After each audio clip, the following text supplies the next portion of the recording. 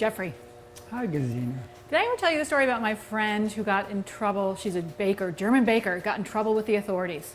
Did I tell you about her? No. Well, they found stolen goods on her. Oh my goodness, really? She stole an umlaut. Stolen goods.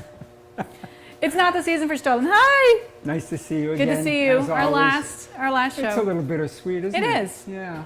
But it's been so wonderful to do this together. Yeah, it's been really great. Yeah, Episode so today 12. Yes. you've got the lovely Pavlova. Anna Pavlova. Meringue, whipped cream, goodness. And you are doing what? We're making pretzels, real traditional German-style pretzels. That's how I started my baking life. I was making 400 pretzels a day for a German woman in Northampton, Massachusetts. Yes. And I loved it. And then I branched out from there, but it's nice to always go back to pretzels. I brought a bunch that I had baked midweek. They were frozen, which is why a lot of the salt has dissolved. Notice the front one. These pretzels are going to get dipped in lye, sodium hydroxide. This is the effect of the sodium hydroxide.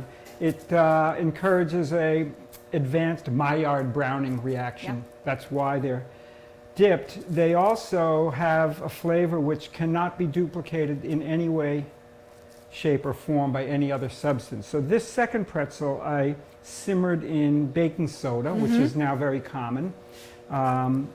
All of the rest were dipped in lye, sodium hydroxide. Now, if you look at the pH scale, it goes from 0 to 14.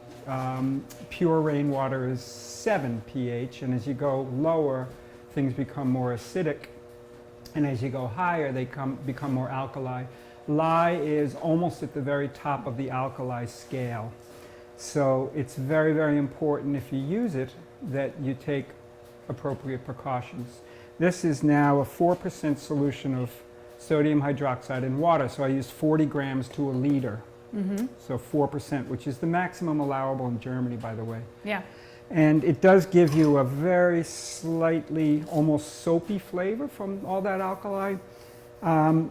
It looks innocent enough. It looks like a glass of water. So anybody who's dealing with lye, to me, that person is 100% responsible for making it, using it, cleaning up afterwards. If it's not going to be used, labeling it so you really take away any possibility of mistakes. And wear gloves when you're dipping. And wear gloves. Many people wear goggles. Yeah. I've never worn goggles, and Neither I've have done tens of thousands. If you get your finger into the lye, you just go over and rinse your finger. If you get some in your eye, it will eat right down to your retina, so you're blind. Hence the goggles. Hence the goggles. Yeah. So to me, whenever I'm working with lye, it's as if it's the same thing as if I've got a chainsaw in my hand. If I'm using a chainsaw, the entire reality of life is, hey, dude, you've got a chainsaw in your hand. It's the same thing when I'm dipping. I'm not listening to tunes. I'm not having conversations. I'm focusing on what I'm doing here. So we shall dip and bake. You'll notice that this table is covered with plastic. Thank you. That's because if the lye will discolor aluminum. You can see these whitish spots. That's residue of lye. If you get it on a wooden bench, it's going to disfigure the bench, and that will not ever come out. Right. So. Well, also in German, people might say, then why not just do the baking soda? Well, Flavor. The flavor is very particular. I find that the shine is very particular too. But in Germany, pretzels are a part of a group of baked goods called Laugengebäck. Yeah, Laugen is lye, right? And that means a lye baked good. It's in the name, so it is official and it is required in Germany. But I can taste immediately if lye is not used. Oh, I am absolutely. disappointed because I want that slightly so it doesn't taste soapy, but it is a very particular taste that I always look for in a great pretzel. And that skin that it produces is it's inimitable. There's nothing like a pretzel, the right? chew, the little crispness, the flavor, all matter. But if you are frightened, especially if you're doing this as something to do with kids, because it's fun to shape them with kids, then baking soda. Use the baking soda. Sure, Yeah. sure. I've heard two stories about the origin of pretzels. One was that in Germany, hundreds of years ago, children who said their prayers well were given a pretzel, which is supposed to look like arms crossed in prayer or something. But recently I heard another one, which I like more, and that is that some rich guy said to his chef or baker, I want you to come up with a product that lets the light in 3 times. Oh. Right, and I think there also might have been an association with Father, Son, and Holy Ghost, but I like that story. Yeah, so, I like both of them. They work for me. Interestingly, 4 or 5 years ago, I started making all the soap for our family, and it's lye-based. Yeah. So this is a 4% solution. The way you do it is you put cold water into a bowl, a stainless steel bowl, not aluminum, not copper, not iron, stainless steel bowl. And then you sprinkle the lye in and whisk it until it's completely dissolved. Don't put lye in the bowl and then pour water in or it might splash. Okay, so that's the proper technique. And when you do it in a 4% solution, there's not really any visible change. When I do it with soap, as soon as I get the lye into the water, within 10 seconds, it's like 160, 170 degrees. Yeah. Yowza. You don't want to be inhaling over that thing. No, you don't. Yeah, for the soap, I'm wearing gloves up to here. And everyone has masks now, so put on, We your sure mask. do. Okay, so I'm going to get the pretzels and we shall go to town. So first I'll get the solution into the bowl. Carefully. And I also make sure that I have the right utensils. Depending on the bowl, if I'm not just going to use my hand to dip them and get them out, I have them all ready. And make sure when you put the pretzel in that you kind of slide it in gently so that it doesn't splash back. That's right, a good precaution. Okay, and so my station is set up. I'll have pretzels here. They'll dip, they'll drain, they'll go to the sheet pan. That's right, and have that draining station too, so you don't have the really wet and dripping pretzels on there. And I also, you can spray parchment, which is totally fine, but I usually bake on a Silpat because they do tend to stick. If you do use parchment paper, in bakeries you can get different gradations, and if you use the thinner stuff, it's cheaper, but the pretzels will stick to those and you will never, ever get the paper off the back. Right. So I would say if you're using any kind of parchment paper, spritz pretty liberally. Yeah. Otherwise, it's so sad when they don't release. Yeah, the thicker paper, it is more expensive. It has more silicone in it as well, hence the non-stick properties of it. And oftentimes, not with using lye, but if you just do cookies and things like that, you can reuse that really high-end thick parchment a few times. And that offsets the cost, the higher cost of it, which is great. So you have other important facts. Refrigerate the pretzels. Yep. These were mixed yesterday, divided yesterday, shaped yesterday, and refrigerated as soon as I shaped them. And they've gotten pretty puffy, so they're definitely ready. And those of you who have seen any of these baking sessions, you'll know that most of the things I've done, all 12 weeks, have been in reverse chronology. Right. Right. So. Well, we have to prep. You prep from home, and they're ready to go when you get here.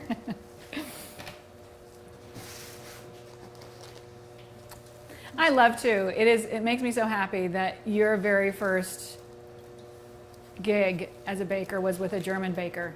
Oh yeah, well her pastry chef was Parisian, Yeah. her bread baker was from Grenoble, and they didn't want any of that German stuff.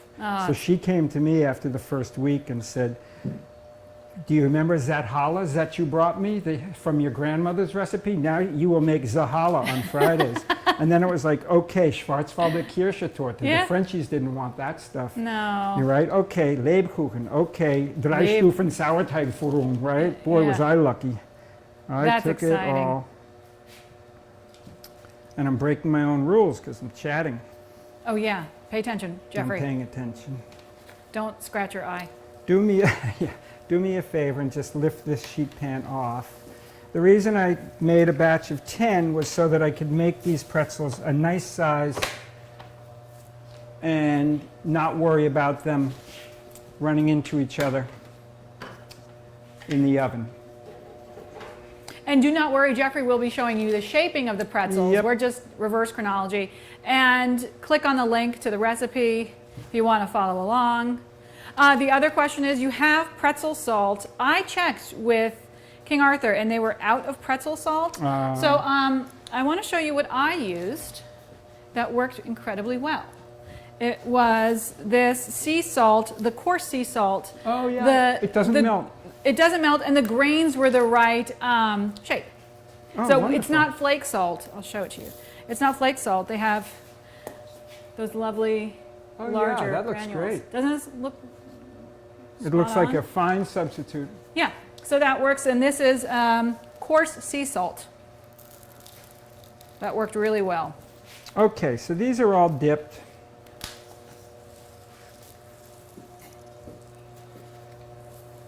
Now they will get salt on them. Another thing that I often score? put on, well, sometimes I score, sometimes I don't. When the scorings come out well, they're lovely to look at. When they don't come out well, they're not quite as lovely to look at. Sometimes they look like scars because they are tacky. Sometimes they don't open up. Yeah, exactly. If you do score, I'll score one sheet pan and Yeah, the other perfect. one I'll leave. That'd be nice. So now, salt. Salt only goes on the puffy top portion.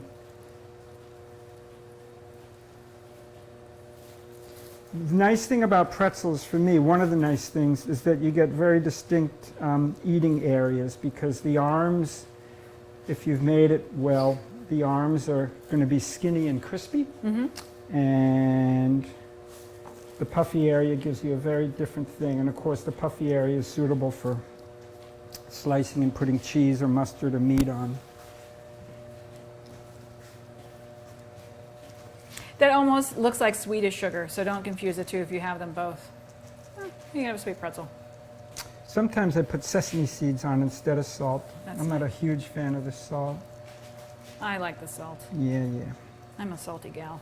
And I was telling you, my uncle, when we would go to Germany and Bavaria, my Uncle Heinz, he would go in the mornings, wake up really early and go to the local bakery and get us Brezen for breakfast. And some of them had cheese. That was my favorite one. On top or in? I think it was both. Yeah. I'm pretty sure it was both. And it's not melt. Of course, it's going to be a hard cheese, so it's incorporated. It isn't oozy, but the flavor was just right on the money. And now for scoring. And this is, are you using a straight or a curve? Doesn't matter. Doesn't really matter. Okay. If you are going to score, you will want to salt first and then score, because if you score first and then salt, you'll have salt in the crevices, and that Right. would be a mild defect, I would think.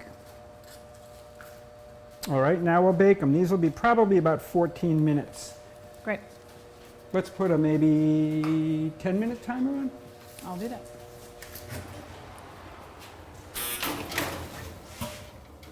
Also look at the clock. I'll put them in the middle.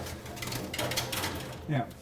Great. 10 minutes. And while they bake, I'll clean up this station, and you're going to bring us over to the Pavlova. We're going to do Pavlova. Pavlova is a meringue-based dessert, so gluten-free if you need to be, or even if you don't. And it is originating in New Zealand. Some Aussies might claim it as well.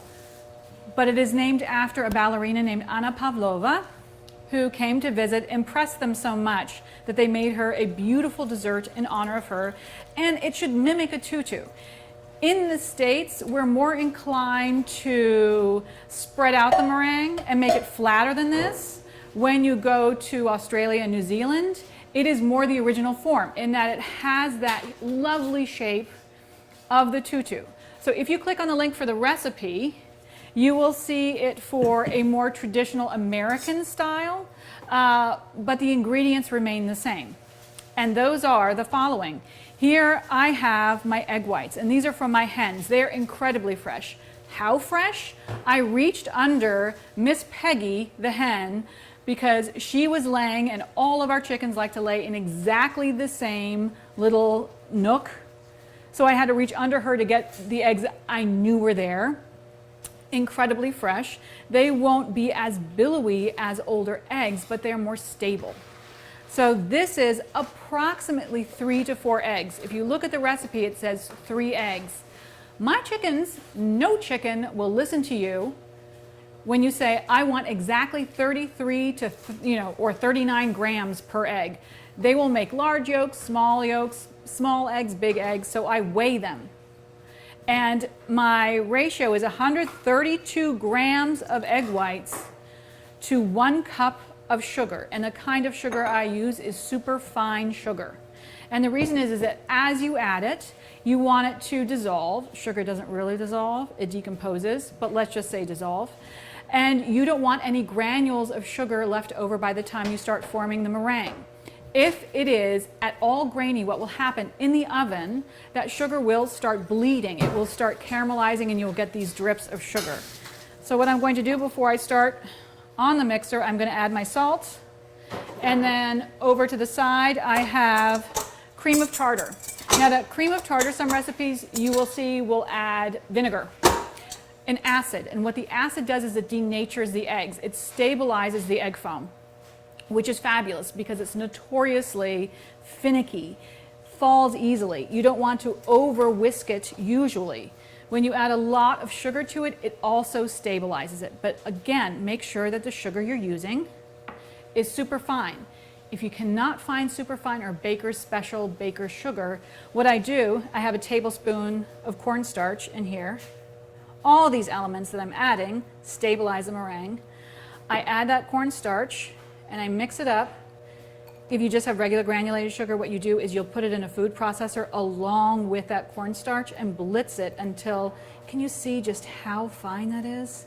Until it's more this consistency rather than those really obvious granules. So I'm going to mix that up. Now I'm going to start the loud mixer. Again, the salt is in there already. I start on high, but eventually I will lower the speed. Before I add the cream of tartar, which is my acid that denatures the egg whites, makes them more stable, I want to make sure that I see foam, that this looks foamy. And one of the indicators is that usually a really nice egg white will have a yellow cast to it. It will start looking yellow, and you'll start seeing this matrix of bubbles on top. I'm going to slow it down so there's a splashback, and maybe you can see these bubbles. That's foamy, right? I'm going to add this so I don't end up wearing my cream of tartar. Cream of tartar, the acid that is a result of wine making, which is pretty fabulous. Now I'm going to mix this until it gets to relatively soft peaks.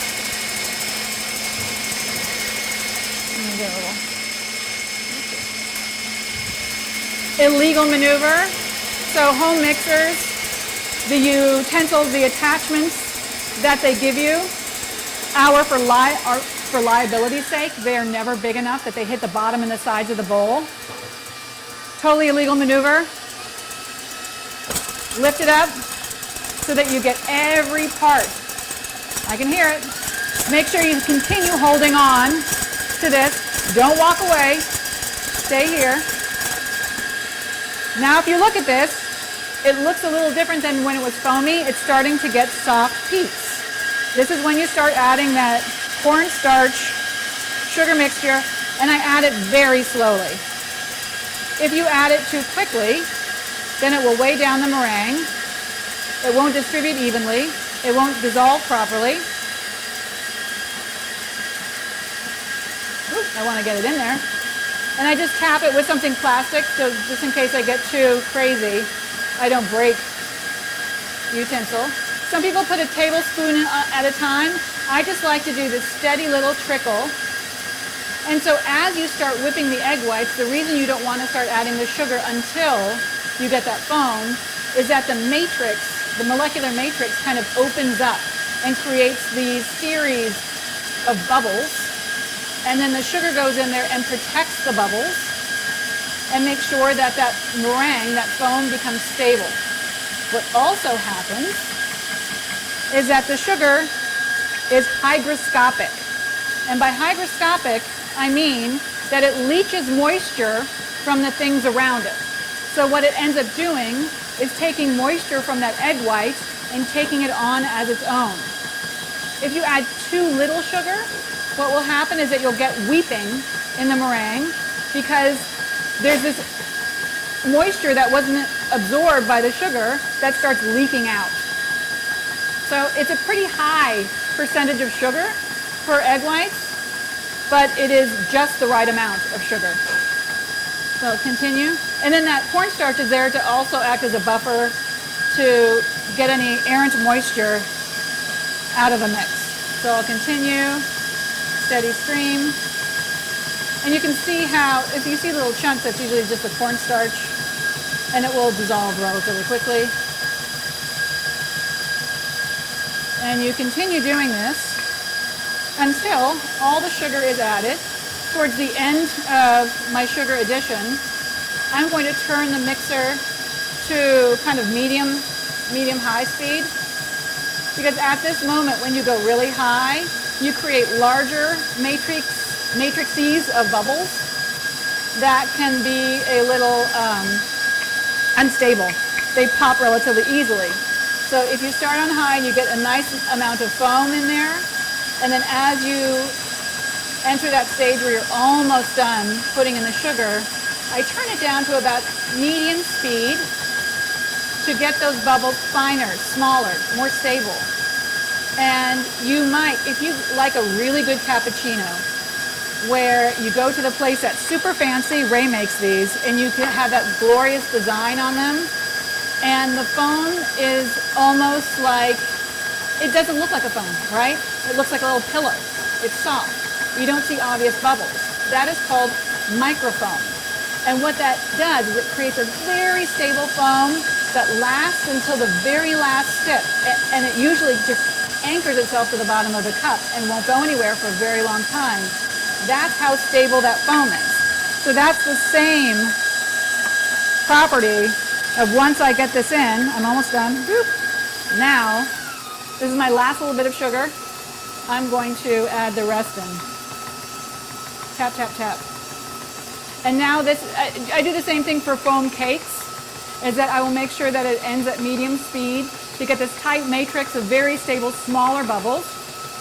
In that case, if you put the cake in the oven with these very large, very unstable bubbles, they could pop in the oven and your cake could collapse. You do not want that. So now you can already see how white, how shiny, how stiff it's already become. Now let's take a look. Some people actually like to finish their meringue by hand, but I can see that it's looking pretty good. And I don't see any visible granules. That looks tasty. And when I do this, I don't feel any granules. It feels fantastic. So now it's time to shape. If you do the traditional American way, you would, oh, thank you. You would draw a circle about 10 inches on some parchment and then flip over the parchment so that you could see. So you could trace it, right? And then you flip it over so that you still see that ring without getting, say, like Sharpie or pencil on your actual meringue. But I'm going to do the official Pavlova shape. But the first thing I do is that I'm going to shape it on here. I'll first, though, put some meringue down here to stabilize this as I start shaping it.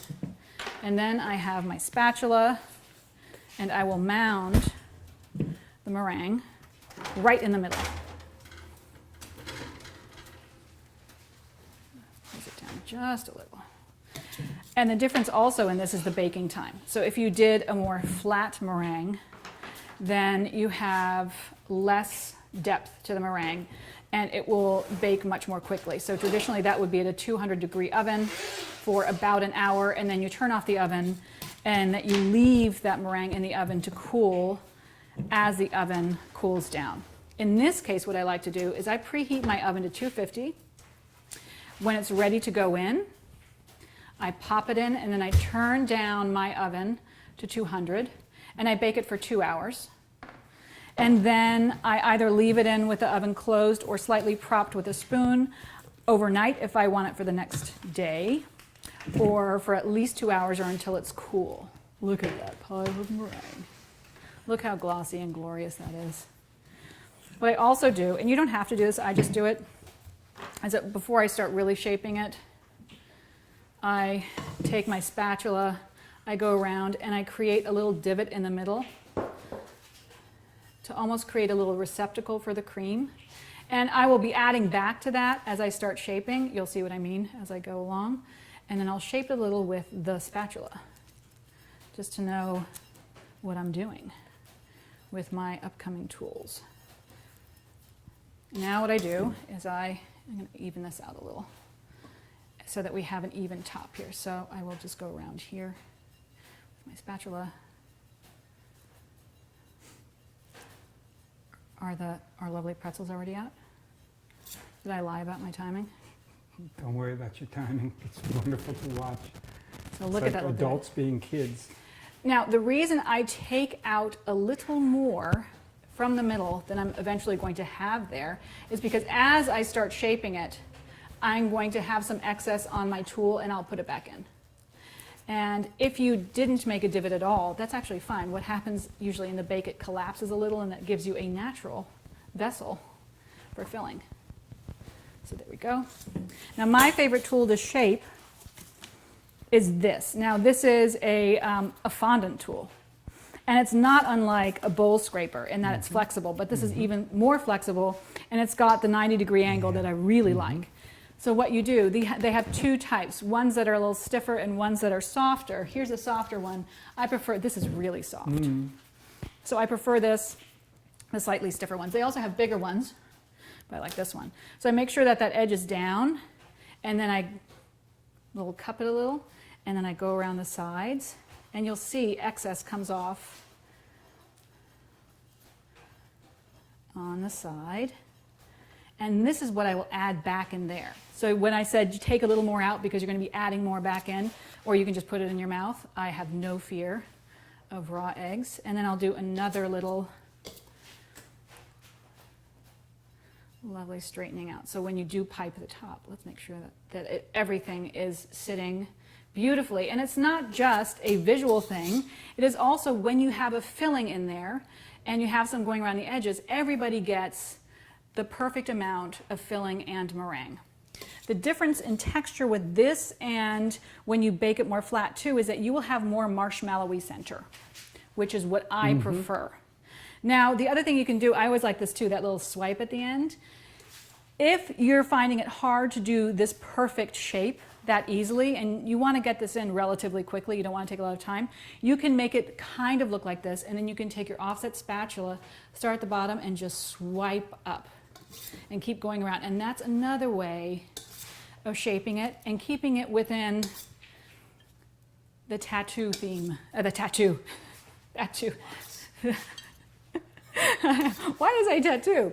What is that thing that ballerinas wear? A tutu. Tutu. Not a tattoo, though I'm sure modern ballerinas have tattoos. Yes.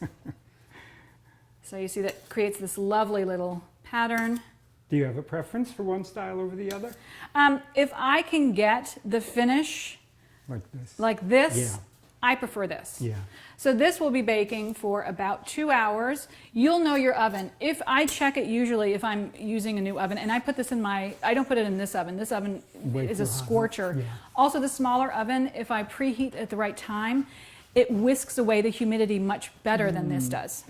That's the other thing, on a very humid day, meringue can be a little volatile because of the excess moisture in the air. That sugar will grab onto it and bead. But so what I do to transfer it over to my sheet pan, I put that little cardboard round down and then voila. And then it goes into the oven. If it does, like after 10 minutes, you're noticing that it's taking on a little color, you need to turn down your oven a few degrees and just let it bake until you can actually touch it after an hour or so, see how it feels. And you can get a look at the inside when it starts collapsing to see if it looks too wet in the middle. You bake more, but I like this for 2 hours in my oven. I start at 250, put it in, take it down to 200. So it gets that initial higher heat bake, and then it gets the long ride at 200. If your oven does run really low, bump up that temperature, because if it is too low, the sugar could start weeping as well. Sure. So this But by starting at 250, you probably encourage a little bit of a crust so that you get a better eating contrast. Exactly, and that high amount of sugar creates that lovely that crispness, because it's sucking up that water, it's evaporating and creating that almost crystalline structure on the outside. So those ratios are important, and that's why I weigh my egg whites. That's why I weigh the sugar, so that that meringue is consistent every time.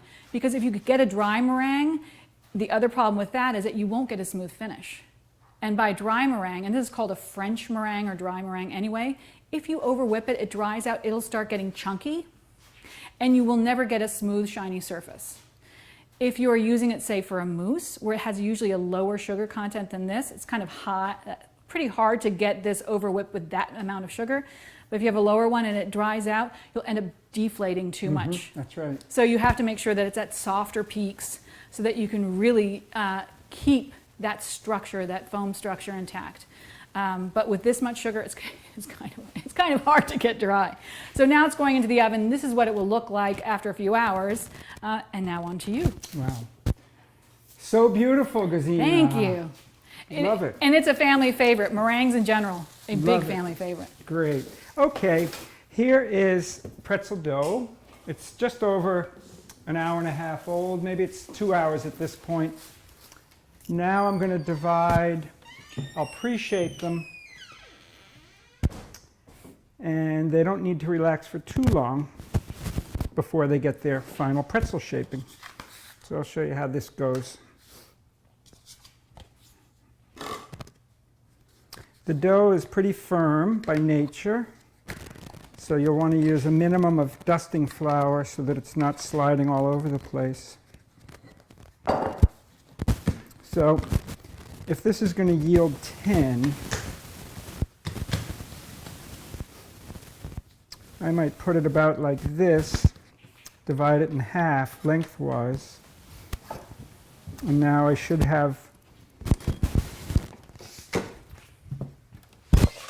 roughly 5 per strip. So we'll see how that goes. The yield is 100 grams each, the weight I should say. I usually go for something like 98 grams, figuring there's a little bit of dough on my fingers. And my scaling is a little off today. I don't like it when it's off. And Gesine mixed this dough for me, and she didn't have enough of the bread flour, so you used a blend, right? So what I did is I ended up, for the rest of it, I used unbleached AP, which is at 11.7, and then I had high gluten flour as well. So I added it, and as I mixed, I got a bead for whether it needed more water because of the high gluten, and I added a touch more water because that high gluten was thirsty. But otherwise, unbleached bread flour is the way to go. Yeah, and also keep in mind that unless you want to have myriad packages of flour sitting around, which for many people they do because they're baking often, but if you're not baking that often, it's okay to make a blend using some high gluten and some lower gluten to simulate what you're looking for. Yeah.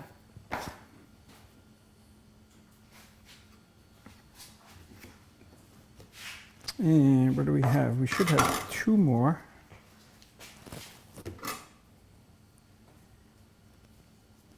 I think I was getting about, it was going at 98 when I was doing it. Yeah. Okay, there's those.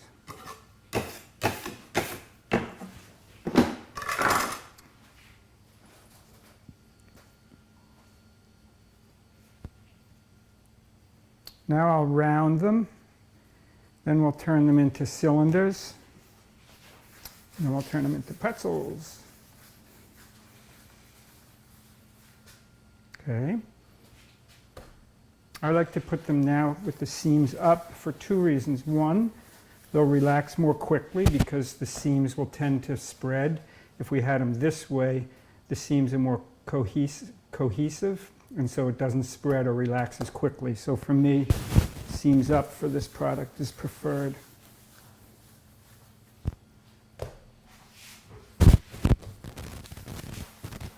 And you'll notice I have no flour whatsoever on the bench. If I had flour here, it wouldn't matter how skilled you were. If you had flour down, the rolls would just slide everywhere, and you'd really be really unhappy.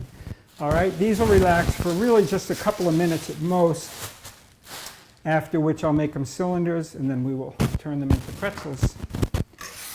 And since one of the themes this week is lye, I thought, well, on that same theme, I'm going to bring some soap that I made to give to Ray and Gesine. So here's a couple bars of soap for you guys. This one has calendula flowers that we grow and then dry it. They're beautiful. And this has French clay. So enjoy some soap. Thank you, Jeffrey. They're You are welcome. beautiful. Yep. I'll leave them here, okay? Now, tell me, why is lye used in the soap? What does it impart in the soap making process? The process of making soap goes back to, I think, Babylonia. It's like 5,000 years old, where somebody decided to pour wood ashes through, pour water through wood ashes and create lye. I always wonder who figures Who this out did first. that, right? Yeah. And then the process of saponification means the water and the lye are now meeting alien elements, meaning fats. This is goat's milk soap, by the way. Nice. And after a lot of stirring, the fats saponify is the verb, right? So when I was learning about soap making and was totally fascinated by the whole process and the mysterious origins of it, of somebody actually doing that. Yeah. But somebody stirred nougat for 30 minutes also to Yes. make nougat Montélimar. But anyway, I was just sort of enthusing about soap making to my wife, and she looked at me and she said, "Saponify my..." Fill in the blank. Well, I always said, like, if I were to go back in time, like, you know, Connecticut Yankee and King Arthur's court, I'm like, I need to get a notebook of things, like recipes I need in the event this does happen. Since I was a kid, I was like, I need to get my kit together. And one of them was a recipe to make soap. Oh. It was, and I literally, I was a geek as a kid. I had a list of things that I needed to know. Just in case I went back in time. Well, the fun thing is, like, this is, I've settled on goat's milk. I've done it with plenty of other fats. So this has goat's milk, olive oil, coconut oil. Yeah.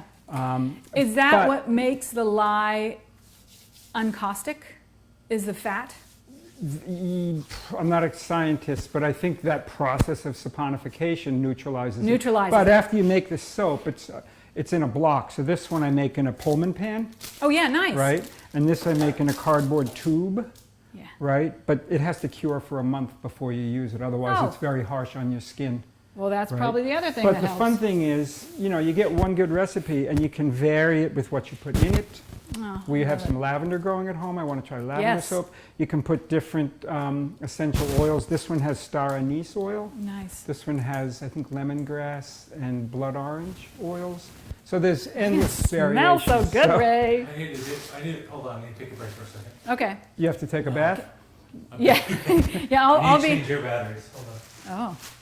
So while we're waiting to change the batteries, I wanted to talk a little bit more about meringue. The type of meringue that I made was French meringue, and it is not heated. It has to go into the oven. Well, it doesn't. I put it in my mouth and I don't worry. But because it's not heated, it is therefore not safe to eat if you're pregnant, if you're elderly. Or if you're buying industrial eggs, you probably wouldn't want to eat it. Correct. And then there are two other kinds of meringue.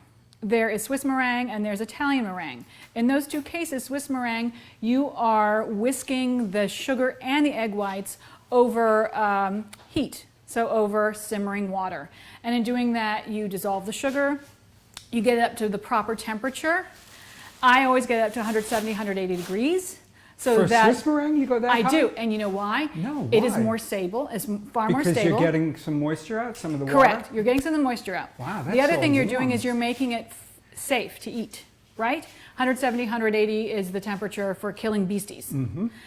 The other thing that it does, if you're going to change that meringue, the structure of it, by adding butter, i.e. Swiss buttercream, you need 12 ounces of butter versus a pound of butter for it to come together. The flavor is superior, the texture is superior, because you have taken out that amount of Extra moisture. water, yeah. It is so stable that it comes together, so it will take on other flavors that you add to it much more happily. Yes. Oh, that's so interesting. It's lovely. And so that temperature does two things. It makes it safer. So Right. if you're doing, especially if you're making wedding cakes, if you're one of those people that doesn't have an industrial bakery, but you're making that wedding cake and you're like, there might be people with immune compromised systems. There might be children who are eating this and you're worried. You get that meringue to between 170, 180, you're good to go. Okay, I'm going to turn these into cylinders, and then you'll have 2 minutes to talk about Italian meringue. Well, oh, yes. All right? I can talk about We don't meringue want to all day. ignore Italian meringue, do we? Okay. If you let your rounds or your cylinders rest too long, the risk is that you'll get some air pockets into the finished bagel, which you definitely don't want. So I'm rolling these out roughly this long. Trying to keep them reasonably even. They'll get a nice taper when I do the final rollout, but for now, this is good enough. Nice and tight. Finish with your thumbs. When you do roll them out to form the pretzels, approximately how long do you What does make that look them? like, 5 inches? So this is for, No, that's 5.5, 6 inches and then the final. for a 100-gram. Oh, Right. Well, we'll talk about that when Yeah, I okay. actually do it. Also, by the way, after I shape these, they're going to refrigerate at least for a couple of hours. Will you keep them and bake them? I can leave you yeah. that. I can leave you that lye solution. I have lye. You do. Okay, good. I'm a Truman. I have lye. Okay, good. Then maybe you could get a couple of sheet pans so that I don't leave behind my silpats. Yep.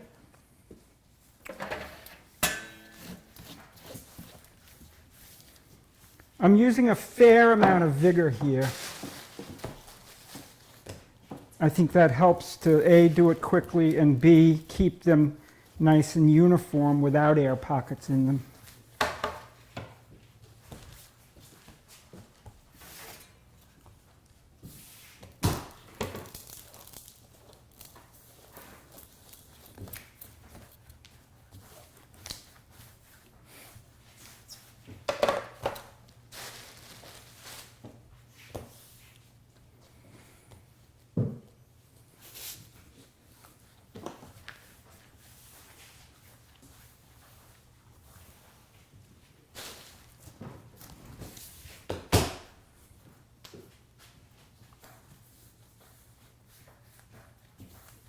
Okay. Now I want to be sure I don't let these relax too much because I really don't want air pockets. So Italian meringue. Italian meringue. So we went over French meringue, we went over Swiss meringue, and the third meringue is Italian meringue. Also heated like the Swiss. Instead, though, this time you create a sugar syrup and you get it to a nice hot temperature. And while you are whisking those egg whites, you slowly pour in that hot sugar syrup. Do you go to 238 Fahrenheit? It depends on what I'm making. If I'm making macaron, I usually do it closer to 235. And what's also crucial for this is that you get a thermometer that is very accurate. Yeah. And I found out the wrong way. I had these fancy digital thermometers, and I bought a lot of them for class. And I was walking around, and the worst are the ones that you just clip on. Those are just vary by 20 degrees. And I was noticing, because I can look at how the meringue is behaving, and I can look at the sugar syrup and know what the temperature is. By the thickness of the by bubbles. the thickness of the bubbles, and how that meringue is behaving. And when you put it in, so depending on whose station I was at, which is, sorry, preposition at the end of the word, terrible. And I noticed that the thermometers were about 10 to 20 degrees off, which will really mess things up. And since I realized that, I'm like, we're going to start over, and I'm just going to do visual checks on everyone so we get to the right temperature. If you get that sugar too high, the texture, say, if for a macaron, will end up being chewy and terrible. If it is too low, then it weeps, and it won't have a structural integrity. It won't have that lovely shell. So getting a thermometer that's actually calibrated correctly will make your candy making caramel. People who they're like always have trouble with caramel because it sets too heavily. It's like too thick and firm or too soft. It's not you, it's your thermometer. Like ovens, they're big fat liars. So I have the one that I like, which is the Thermapen. The Insta-Read. The Insta-Read Yeah. Thermapen. And what I like about it too is that when you open it up, I have one right here, it doesn't clip on. You always have to hang on to it. But especially for macaron, if the sugar syrup is very shallow, if you had a clip on one, it wouldn't even touch it. So this would hold, and it tells you the temperature right there. And it is accurate to like 0.002, like a crazy, wonderful calibration. And if you don't want to spend $100, you can do like the old timers do. Why does the thing say softball, medium ball, hard crack? Because what they used to do was dip their hands into that sugar syrup, which is much hotter than boiling water. Yes. Pull out a little bulb and put it in cold water. Yes. To see if it's a soft ball or what it is. And the secret to that, I've done that before. And the secret is dip your hands in cold water. Your 3 I've always fingers. used a spoon. Oh, I never thought of that. Just I'd put my fingers Oh my God, I'm not putting my fingers in now there. you tell me. Well, I thought a spoon I'm was an much authentic easier. old timer, Yes. okay? Though in There case weren't I'm, spoons back in the day, right? well, in case I'm going on a crime spree, I will do it that way to get rid of my fingerprints. Okay, now we're going to shape pretzels. I like to pull on it to see how much relative give there is. And of course, I can't really describe that to you, but trust me. So I'm going to now elongate these. It's going to be, they're slightly under rested, so I might have to go over it a couple times. But the things I want to point out are ultimately the pretzel is going to be wider than your shoulders unless you're in the National Football League. Or a swimmer. Or a swimmer. But you can see how long this is getting. B, you'll notice that there's a bulb of dough on the outside of each of my hands. That's very important because when you make the pretzel, which is done like this, you want to have that bulb slightly outside the body of the dough. Look how I'm holding it so that I can actually, whoops, get back there, so I can actually stretch this and make it longer. But look how much it wants to shrink. That's not a very nice pretzel. It was a little under-relaxed, actually, but that's okay. You could see it shrinking back as you were... I'm going to give this guy a little more length because I want the arms to be skinnier. Yeah. But I'll show you a trick, too, because it is in the nature of the pretzel to shrink back. Once it's sitting on the tray for just a mere 2-3 minutes, it'll be relaxed enough where you can actually re-stretch it. Yeah. Okay, so the way I shaped that was the way I was taught, where I'll show you in a little bit more of a slow-mo fashion, and then I'll show you another method, which is easy, albeit somewhat slower. So get it to the full length, and I also want to rip one so that the leg breaks so I can show you how to fix it. So get it to the length it should be, and then you want to do a double twist. So that's clearly much more than a double twist. That's one twist. What I want to have is 2. So I was trained to know when to drop it. So you pick it up just barely above the table, flip it, drop it, and then these 2 arms go up to the corresponding shoulder. The bulb goes outside the body of the dough. Pinch really, really hard with your thumbs to make that bulb adhere. Some people proof them like this. They're not my friends, though. I don't think the pretzels look as good if they're proofed that way. And again, look how I transport it so that I'm encouraging it to stay nice and open. All right, let me show you another method, which for many people is an easier way to start.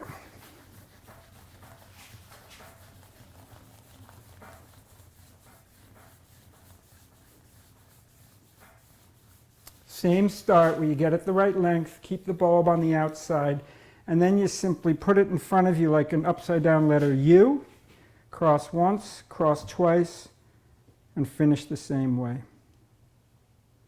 I'll show you that method again. When I do the air twist, at the very end of rolling it out, I have to look away into the distance. Oh. I almost clear my head. Uh-huh. Because if I think about it too much, I'll over twist. But if I kind of go blank, I can just do it literally without thinking. Uh-huh. Okay, so here's the second method again. 1, 2, 3,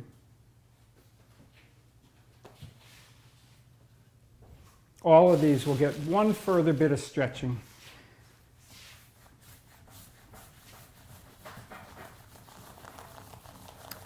You can jump rope with this, probably. Yeah, you can.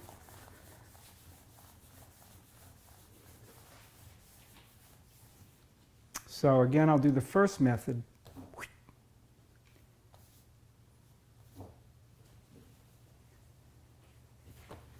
Okay, there's 5 of them.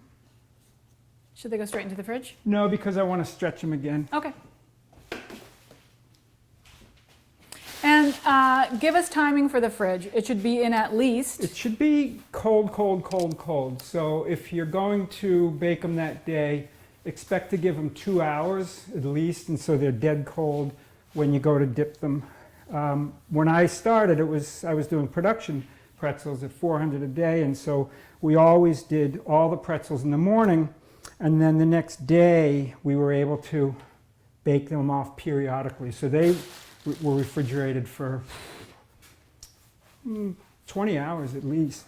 Well, also in bakeries, the refrigerators run very evenly and very cold. Yeah, and if you open it 50 times a day, you don't lose the kind of temperature Correct. that you lose in the Yeah. home refrigerator. I have been known, if there's been a lot of activity making pretzels, to shove it in the freezer for a minute or two before I dip. Nothing wrong with that. I don't leave it in there. I don't let them get frozen. But before I dip, to make sure that they're stiff enough and they don't lose their shape in the dip, I will put them in the freezer for a minute or two. Another thing that I should say is that by doing these doesn't matter how many, doing hundreds, it certainly feels like you're getting this really beautiful sensual massage on your hands. Yeah, it's nice. really very enlivening. It's- So here's the second method again. 1, 2, 3, 4.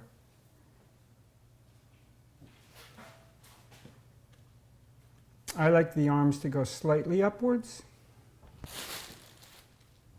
I'm giving you a high 10.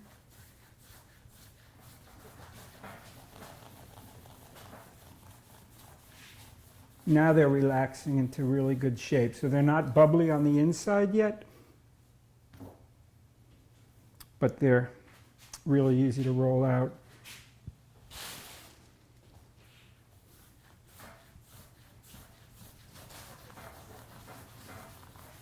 Also, by putting them in the refrigerator almost right away after you've stretched them, you are stopping that fermentation so they don't get too Yeah. poofy. Yeah. Because you want that texture to be relatively firm.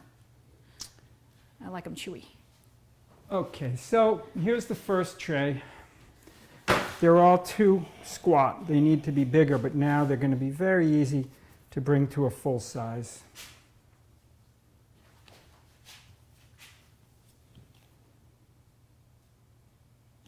I'd rather do this now than when they're ready to dip, because when they're ready to dip, if I start stretching them, they might collapse a little bit or something, and I wouldn't want that.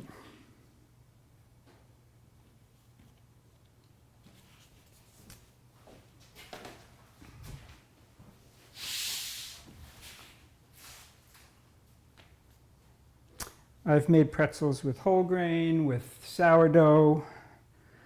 I made them with spent beer grains once, which were dreadful.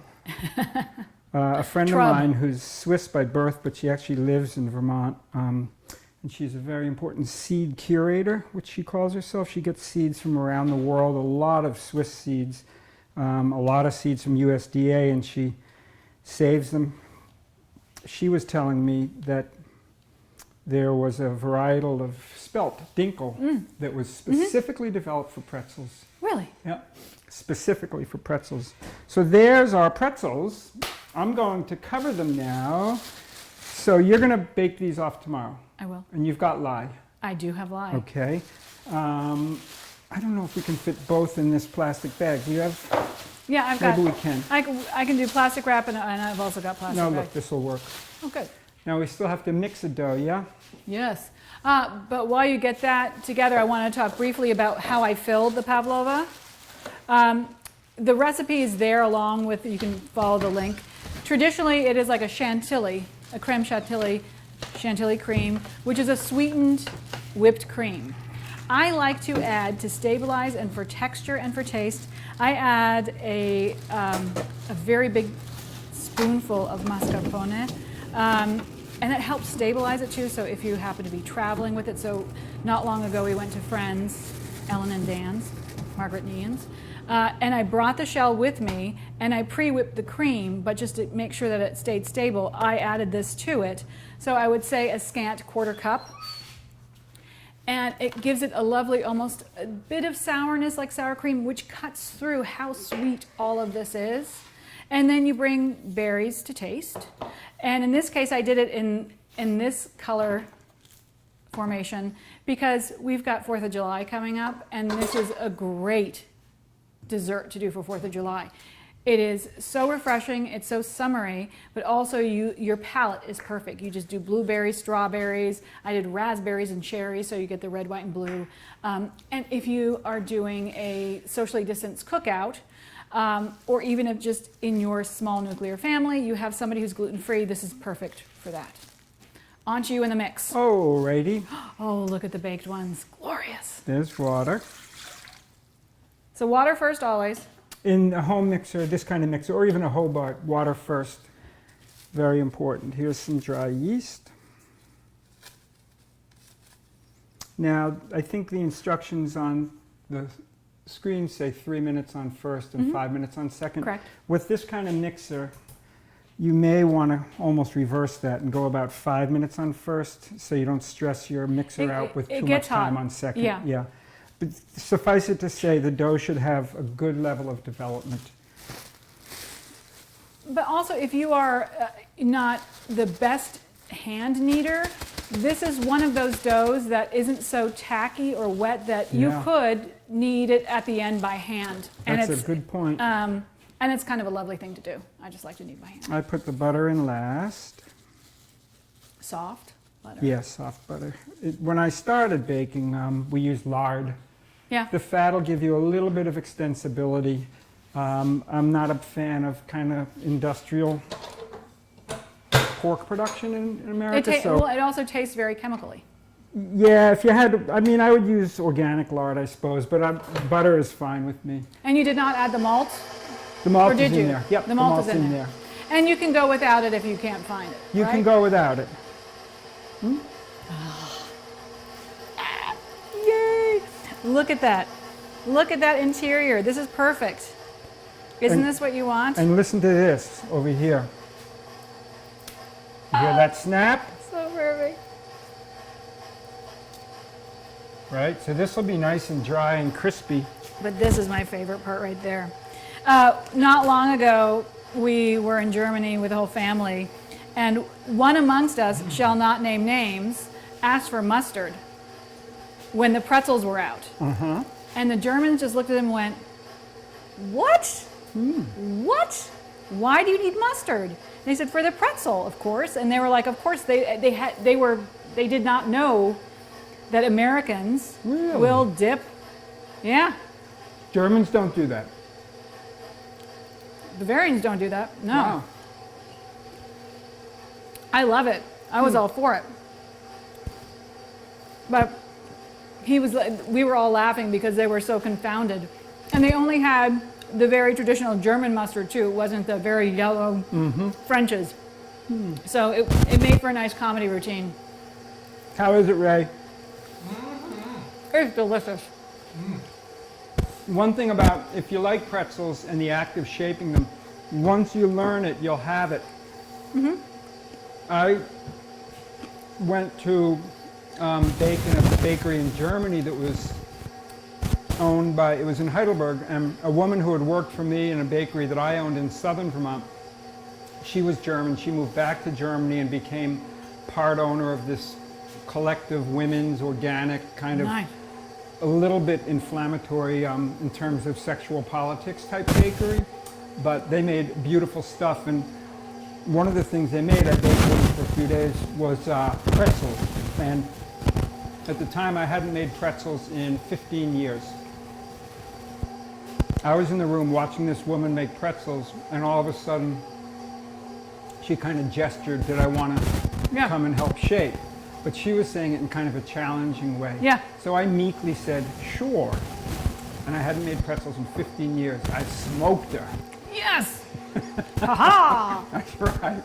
Yeah. That's a perfect texture.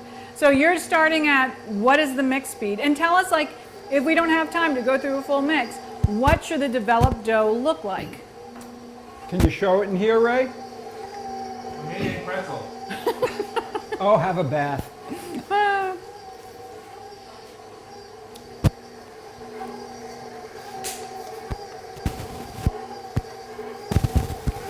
You can hear that the dough is dry just by the sound of the mixer.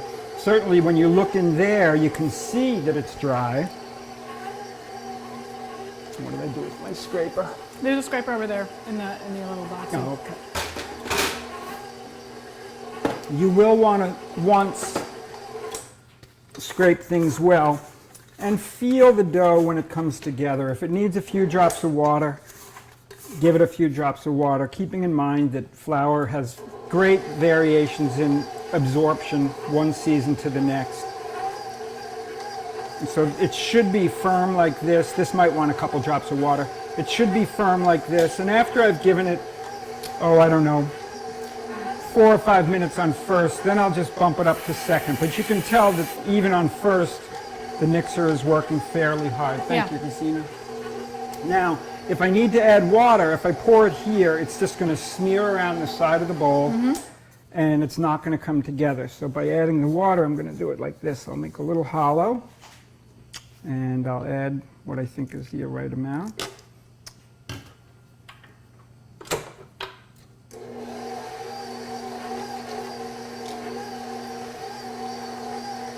But before you decide to add more water, make sure that Feel it does come together, because oftentimes you don't get the full Right. notion of That's right. hydration until it comes together. That's right. Yeah, so don't do it too soon, in other Right. words. You were going to say that, Ray? Where's my pretzel? Where is your pretzel? Where's my pretzel? All right, in the interest of time, I'll put this now to second speed, and it'll probably want another 3 minutes. One other nice, interesting factoid about pretzels is it's the universal German symbol for a baker. And to this day, you'll see an iron or a wooden pretzel outside the door of bakeries in Germany to signify this is a bakery, because for all those centuries when the majority of the population was illiterate, the pretzel would tell them what was inside. It's not unlike in France, where outside a butcher's is a horse's head.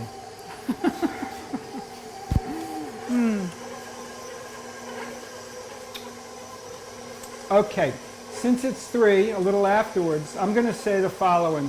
This will want 2 more minutes of mixing. The dough is going to be very smooth when it's mixed, and when you tug on it, it's going to have a lot of resistance. But for now, I'm going to turn it off, and almost with tears in my eyes, know, or maybe I'm literally sad. with tears in my eyes. Wow, this has been a great 12 weeks. I need to Yeah, hug we you. can do this. Right? Yes. This It's has the been first so lovely. non-spouse that I've touched in 3 months. We've been wanting to hug for so long. So thank you so much. This has been such a great pleasure. And I hope you've had as much pleasure as we have. And happy baking. Really. Be safe. And hey, who knows? We might see you again sometime. We've talked about it. Yeah. So Thanks so much for watching. Thank you and so keep much. on baking. Bye-bye. bye-bye.